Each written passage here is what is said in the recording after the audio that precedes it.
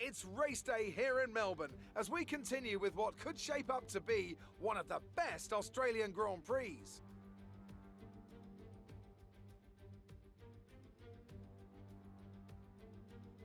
We go racing today then in the state of Victoria, where the drivers have 16 corners and 3.3 miles to navigate at an average lap speed of around 120 miles an hour. The close proximity of the barriers makes accidents inevitable, and recent history shows us that a safety car is not at all out of the question.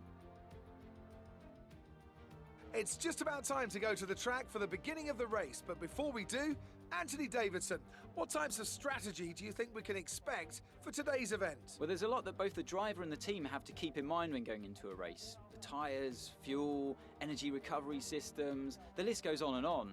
But I think the key to today's victory will come down to the pit stop strategy. Come in too soon and you might find yourself needing more than one stop. Too late and you're putting yourself at a disadvantage by spending longer on worn tyres. Off the back of a fantastic qualifying session, it's time to see how our starting grid looks for today's race. Valtteri Bottas lines up on pole position, and Lewis Hamilton completes the front row. Looking down the rest of the grid, we have Perez, Ricciardo, Pierre Gasly and Norris. They've taken a grid penalty. Sainz, Stroll, Giovinazzi and Charles Leclerc. Mick Schumacher, Russell, Max Verstappen and Tsunoda. Fernando Alonso, they'll be starting further back after an earlier grid penalty. Mazepin, Sebastian Vettel, they've taken a grid penalty.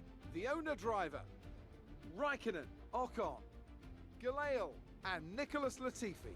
It's almost time for the lights to go out, so let's head down to the track and get this Grand Prix underway.